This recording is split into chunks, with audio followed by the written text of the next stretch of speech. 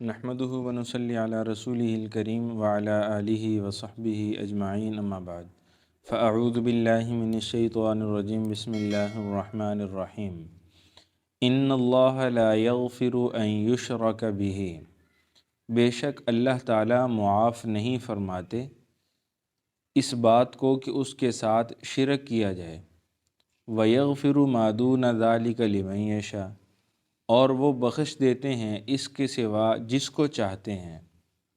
اور فرمایا کہ وَمَن يُشْرِكْ بِاللَّهِ اور جس شخص نے اللہ کے ساتھ شرک کیا فقد ضل ضلالا بعیدا تحقیق بے شک وہ گمراہ ہو گیا اور گمراہی میں بہت دور چلا گیا۔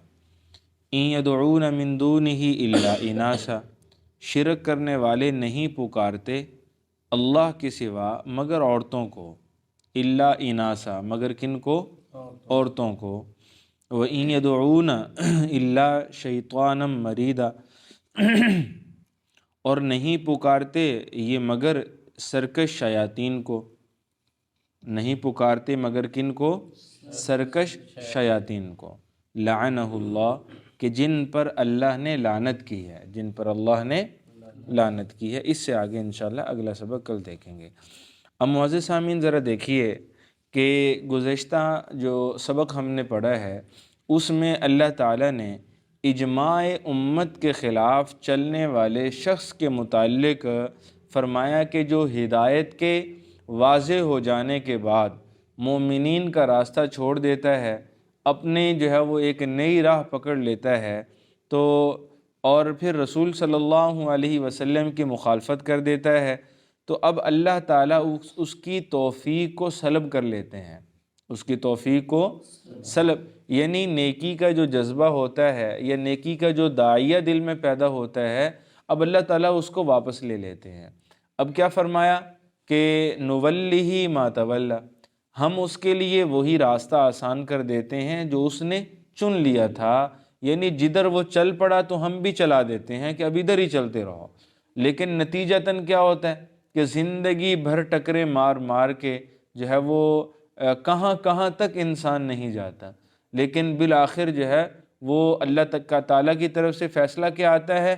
نصلیہ جہنم کہ ہم ایسے آدمی کو جہنم میں پھینک دیں گے بوجہ اس کے کہ رسول کی مخالفت کی اور بوجہ اس کے کہ اجماع امت کی مخالفت کی ہے، مومنین کے راستے سے الگ ہوا اور اسی چیز نے اس کو جو ہے وہ گمراہ کر دیا۔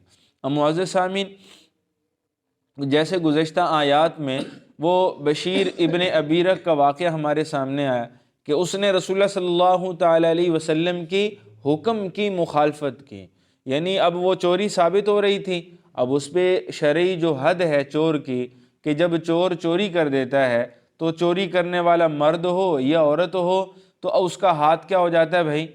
ہاتھ کاٹ دیتے ہیں۔ حدود اربعہ یعنی 4 حدیں ہیں، 4 گناہ ہیں جن کی حدیں شریعت نے مقرر کی ہیں۔ حد مراد یہاں سزا، حد سے مراد یہاں پہ سزا، کہ جن کی سزائیں اللہ نے مقرر کی ہیں، قرآن پاک میں بیان کی ہیں۔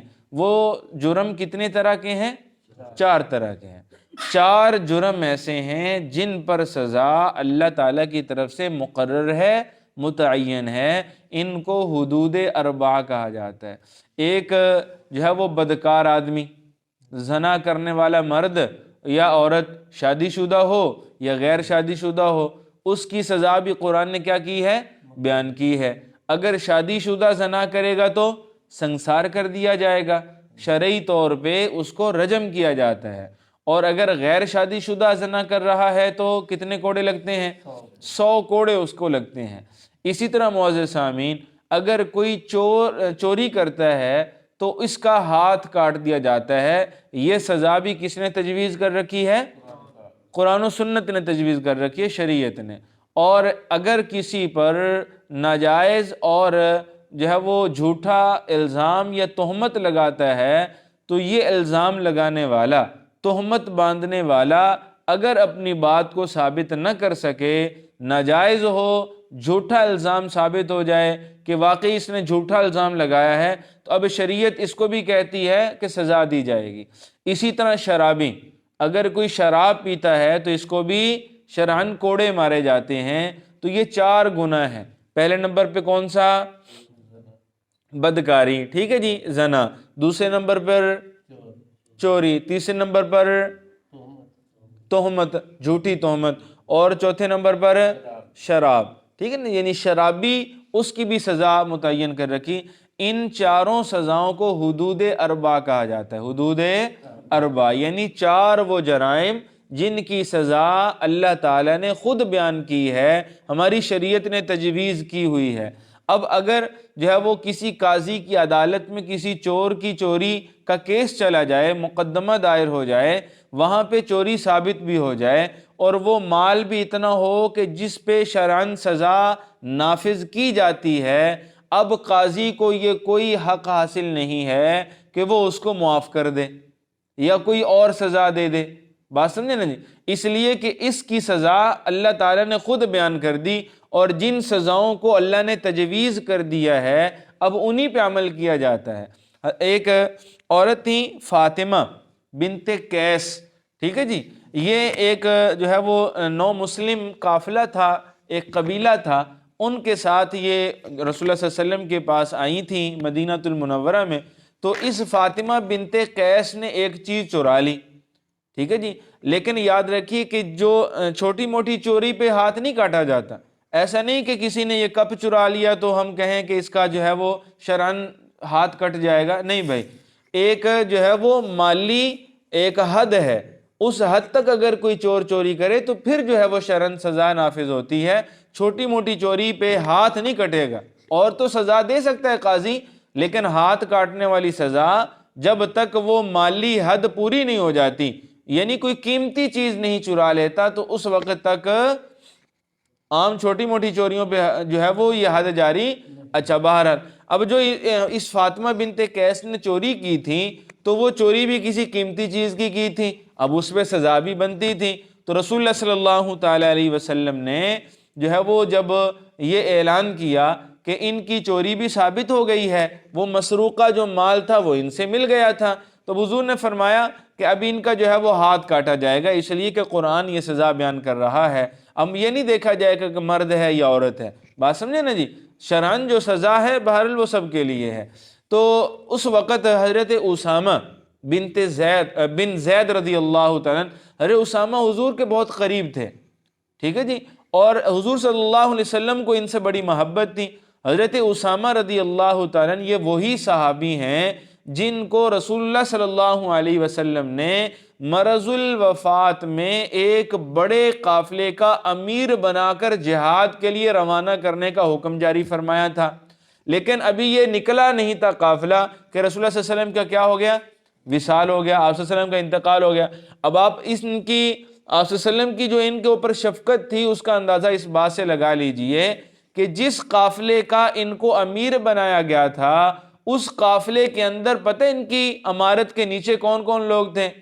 سیدنا صدیق اکبر بھی ان کے امارت کے نیچے تھے، حضرت عمر رضی اللہ تعالیٰ بھی ان کی امارت کے نیچے تھے، حضرت عثمان غنی رضی اللہ تعالیٰ، یہ سارے اجلہ صحابہ یہ نیچے تھے، اور ان پر امیر کون تھا؟ حضرت اسامہ۔ اور حضرت اسامہ کی عمر پتہ کیا تھی؟ 17 سال۔ حضرت اسامہ کی عمر کیا تھی؟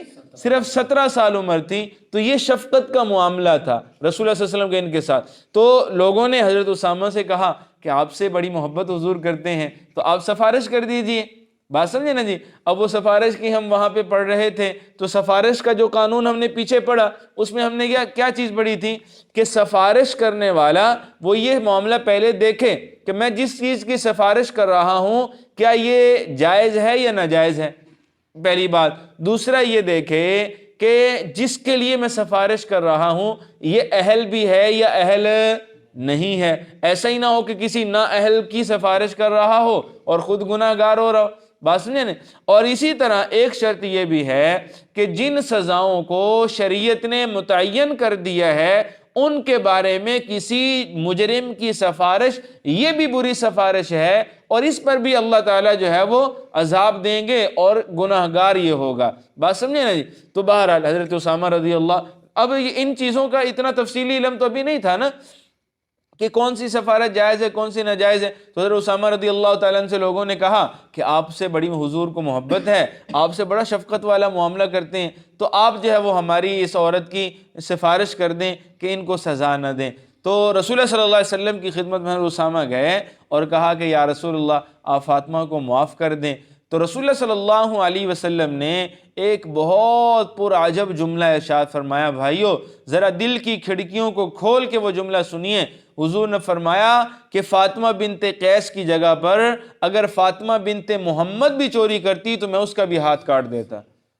بات سمجھے نا جی؟ یعنی حکم ربی سے بڑھ کر کوئی چیز ہے. آل اولاد والدین سب کچھ. حضرت ابو قحافہ یہ حضرت سیدنا صدیق اکبر کے والد ہیں، تو بدر کی لڑائی میں یہ مشرکین کی طرف سے شامل تھے. بات سمجھے نا؟ تو جب یہ بعد میں مسلمان ہوئے نا تو انہوں نے ابو بکر سے کہا، اپنے بیٹے سے کہا کہ بیٹا بدر والے دن تو میری تلوار کے نیچے آیا تھا، لیکن بیٹا تھا اس لیے میں نے چھوڑ دیا. بات سمجھے؟ تو سیدنا صدیق اکبر نے فرمایا کہ والد صاحب میری بات سمجھیے، اگر جو ہے وہ میری تلوار کے نیچے آپ آ جاتے تو میں ابو بکر آپ کی گردن اڑا دیتا، اس لیے کہ آپ اسلام کے خلاف ہو کر آ رہے تھے، آپ دین کی دشمنی میں آ رہے تھے، محمد عربی کی دشمنی میں آ رہے تھے، تو میری تلوار سے بچ نہ پاتے. تو دیکھیں یہ صحابہ ہیں، یہ ان کے اعمال ہیں، یہ ان کے جذبات ہیں. ہم کہاں ان کے ایمان تک پہنچ سکتے ہیں، ہم کہاں ان کے اعمال تک پہنچ سکتے ہیں. تو بہرحال معزز سامعین، اب بشیر نے جب یہ چوری کی تو اب اس پہ کیا ہونا تھا؟ شرعی حد جاری ہونی تھی.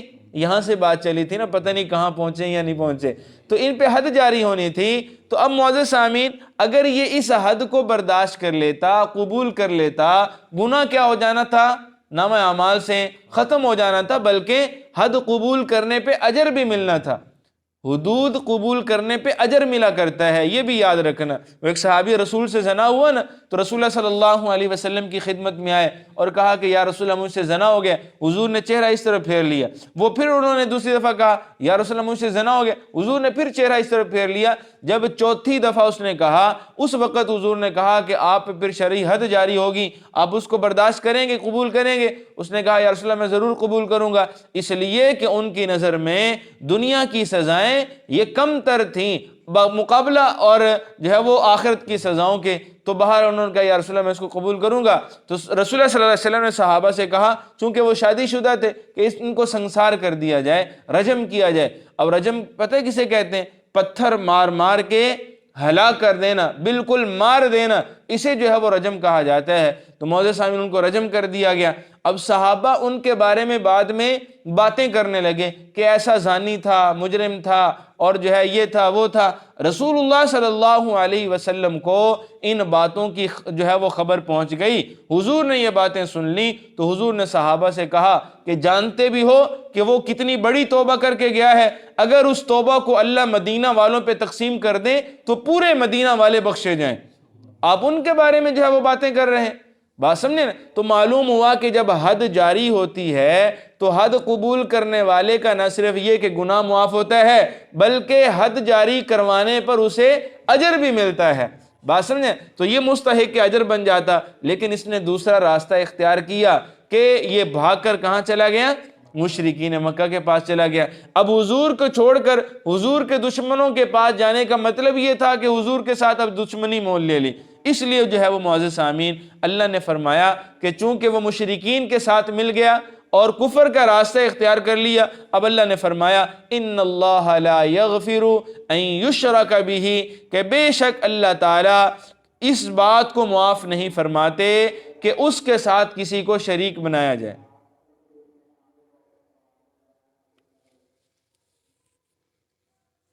کیا ہے جی؟ ٹھیک. تو اللہ تعالیٰ اس بات کو معاف نہیں فرمائیں گے کہ اللہ کی ذات کے ساتھ کسی کو اس کے ساتھ جو ہے وہ شرک کیا جائے. اب معزز سامعین یاد رکھیے کہ یہ جو قانون ہے یہ ساری امتوں کے لیے تھا. شرک اللہ تعالیٰ کو قبول، اللہ تعالیٰ کو شرک قبول نہیں ہے بھائی.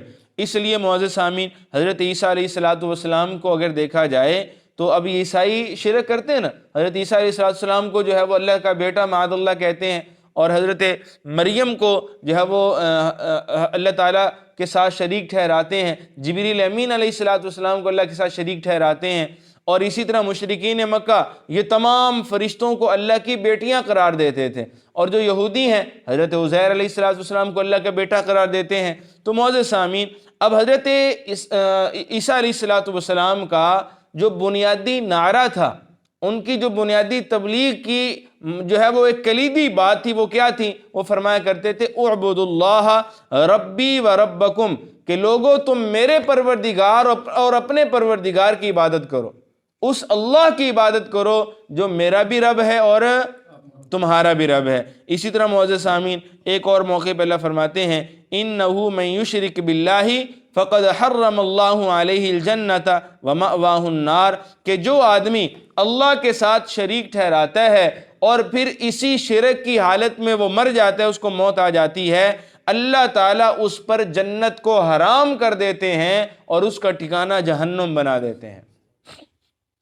اور ایسے ہی لوگوں کے بارے میں قرآن نے ایک دوسرے موقع پر ارشاد فرماتا ہے لا تفتح لهم ابواب السماء ولا يدخلون الجنۃ حتى يلج الجمل في سم الخياط، کہ اللہ تعالیٰ ایسے مشرکین پر رحمت کا دروازہ نہیں کھولیں گے اور ان کو جنت میں نہیں داخل کریں گے یہاں تک کہ اونٹ سوئی کے نکے میں سے گزر جائے۔ یہاں تک کہ اونٹ سوئی کے، اب اونٹ سوئی کے نکے سے گزر سکتا ہے؟ یہ ناممکن ہے۔ جس طرح یہ ناممکن ہے، اسی طرح مشرک کا جنت میں جانا بھی ناممکن ہے۔ بات سمجھے نا جی؟ اس لیے معزز سامعین، شرک سے جو ہے وہ اپنے آپ کو بچانے کی کوشش کرنی چاہیے، اور شرک جو ہے وہ صرف یہ نہیں کہ بتوں کی عبادت کی جائے یا بتوں کے سامنے سجدہ ریز ہوا جائے، نہیں بھائی، شرک یہ بھی ہے کہ ہم جو ہے وہ دکھلاوے کے لیے عبادت کریں، ہم نماز میں دکھلاوا کریں، صدقات و خیرات میں، زکوٰۃ کی ادائیگی میں، عشر میں، اور اسی طرح جو ہے وہ دیگر عبادات میں دکھلاوا کریں، تو یہ بھی شرک ہے۔ اور اسی طرح غیر اللہ کی قسم اٹھانا، اس کو بھی رسول اللہ صلی اللہ علیہ وسلم نے شرک فرمایا ہے۔